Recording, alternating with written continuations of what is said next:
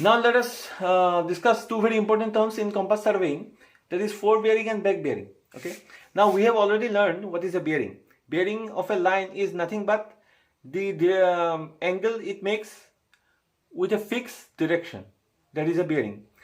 Now we will try to learn what is a fore bearing and what is a back bearing. And one more very important thing is that we will express all the fore bearings and back bearings in WCB method. We will not be adopting the quadrantal bearing method. We will be adopting only WCB method, that is the whole circle bearing method.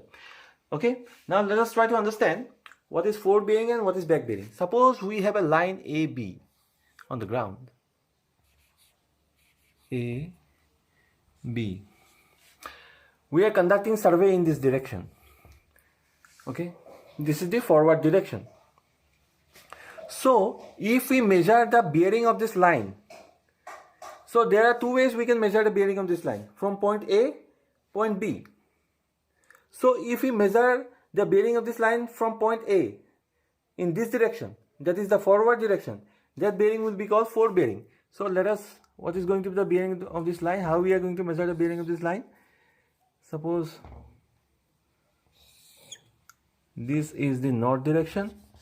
So as we all know, the angle that the particular line makes with the north direction is the bearing in clockwise direction. So this is the angle that this particular line is making with the north direction. Suppose let us name this angle theta A. So theta A is nothing but the fore bearing, because it is being measured in the forward direction.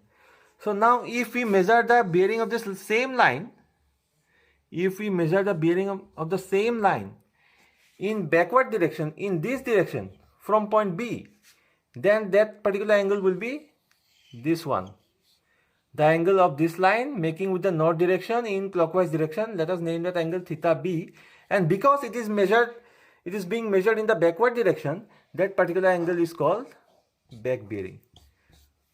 So this is fore bearing and this is back bearing. Theta A is fore bearing, theta B is back bearing. Okay. Let us take one more example.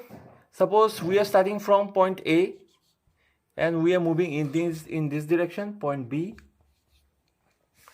So the bearing of this line,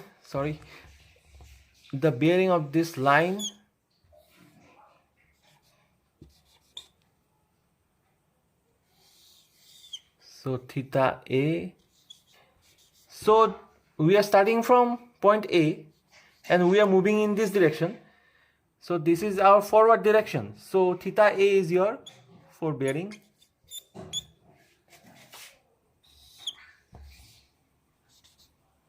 This is your north direction. This will be your theta B, because it is being measured in this direction.